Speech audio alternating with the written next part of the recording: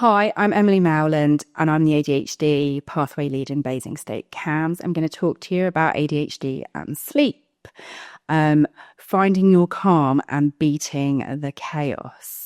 The relationship between sleep and ADHD is a complex one. Many children and young people with ADHD have sleep difficulties.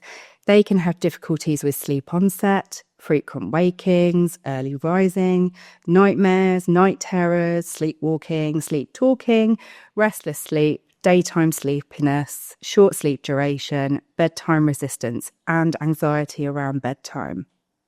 Insufficient sleep impacts focus, conduct, physical and mental health, the wider family, and worsens ADHD symptoms, which then impacts upon academic and social engagement. The research and evidence into managing sleep difficulties in children and young people with ADHD conclusively agrees that establishing a consistent habits and a bedtime routine is essential and is the single most effective strategy to help support sleep difficulties.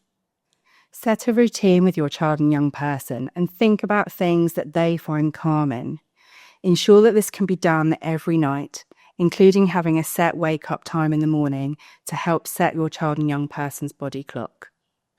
Ensure all electronics are turned off at least 60 minutes prior to the desired bedtime. This is essential because we know that blue light is hyperactivating and prevents melatonin from being released, and therefore keeps your child or young person awake for longer. If they need a phone for audiobooks or white noise, flip it face down or have the night filter screen on. Use that 60 minutes before the desired bedtime to have calming decompression time, doing something that they enjoy. Create a bedtime box for them. Activities using hand-eye coordination, such as colouring, jigsaws, can aid relaxation. Older children may enjoy craft activities or reading.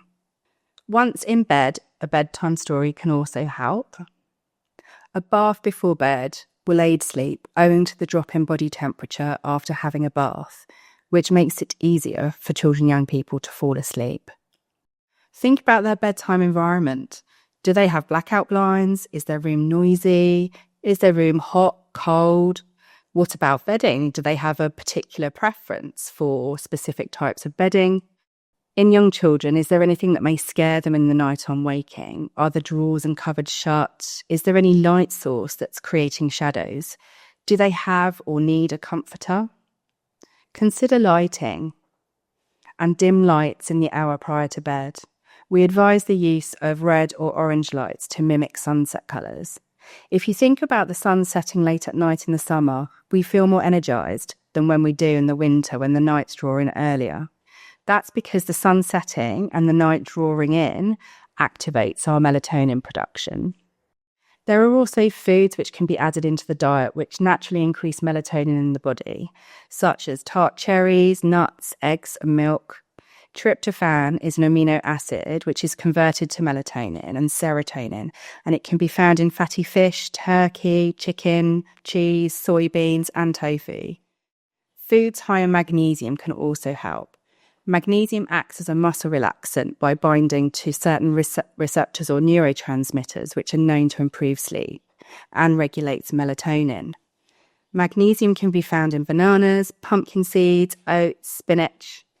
Often children and young people with ADHD get the munchies before bed, so homemade flapjacks, avoiding refined sugar, which are packed full of sleepy goodies, are a really good way to give them their snack and help them sleep.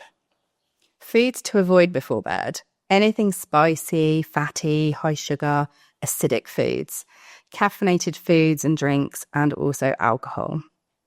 Keep a sleep diary to help you keep track of things that have been tried and not worked, and those that do. Track what time they went to bed, how long it took them to fall asleep, how many times they woke at night, and also how good their sleep was.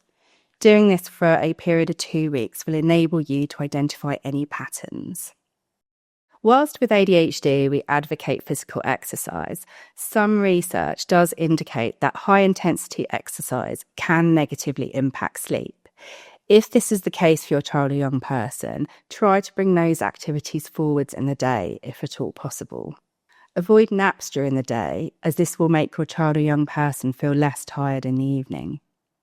Finally, ensure that children and young people get sufficient exposure to daylight. This will help them to manage their circadian rhythm better. Thanks for listening. I hope that you found that useful. As I've mentioned, the single most important factor, which is identified in evidence in supporting children and young people with ADHD to sleep, are the sleep routines that you can put in place at home. We would recommend that these are put in place and established for a good solid 2-week period prior to any consideration of medication to help them. There's lots of really useful resources available on the Hampshire CAMS website if you do continue to experience difficulties with sleep for your child or young person.